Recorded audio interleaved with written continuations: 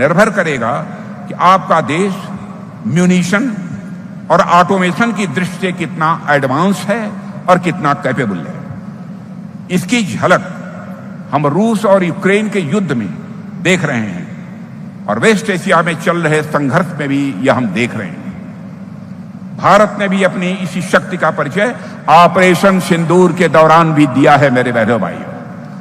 और साथियों, आज के युद्धों में स्पीड और प्रिसीजन, सटीकता बहुत ही महत्वपूर्ण होती है। ड्रोन, ऑटोमेटेड सिस्टम और आर्टिफिशियल इंटेलिजेंस आधारित जो सिस्टम्स हैं, दुश्मन पर ज्यादा सटीक हमला कर सकते हैं और अपने सैनिकों की जिंदगी भी बचा सकते हैं।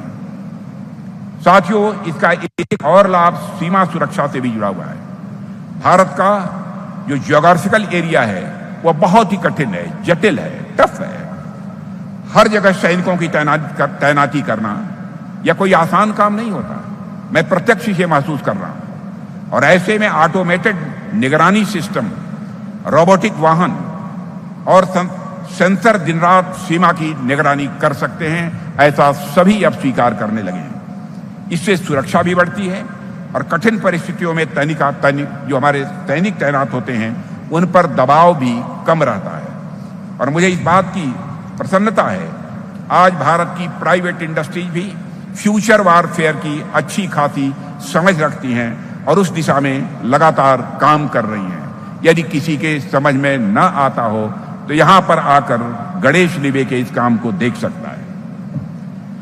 साथियों, भारत को म्यूनिशन और ऑटोमेशन का हब बनाने के लिए भी सबको मिलजुल कर काम करना होगा। महाराष्ट्र में नीवे के साथ साथ सोलर इंडस्ट्रीज भी अच्छा काम कर रही हैं और बराबर यहां के मुख्यमंत्री श्री देवेंद्र फडणवीस के द्वारा उन्हें प्रोत्साहन भी दिया जा रहा है। भारत की डिफेंस कंपनीज का साथियों जब सामर्थ्य बढ़ेगा तभी देश का सुरक्षा चक्र और अधिक मजबूत होगा। इसलिए हमारी सरकार लगातार इस बात पर जोर दे रही है कि क्रिटिकल टेक्नोलॉजीज और एडवांस सिस्टम में मेक इन इंडिया को बढ़ावा दिया जाए। और साथ ही ड्रोन सेक्टर में भी हमारा प्रयास है अधिक से अधिक इंडिजिनाइजेशन हो और इस दिशा में भी यह ऑर्गेनाइजेशन जहां पर हम लोग खड़े हैं, जिसकी धरती पर यह भी काम कर रहा है।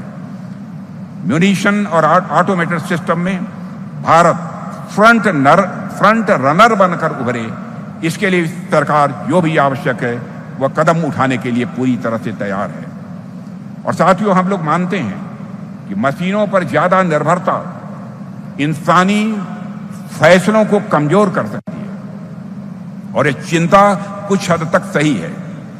लेकिन टेक्नोलॉजी का उद्देश्य सैनिकों की क्षमता को घटाना नहीं है, बल्कि उनकी क्षमता को बढ़ाना है।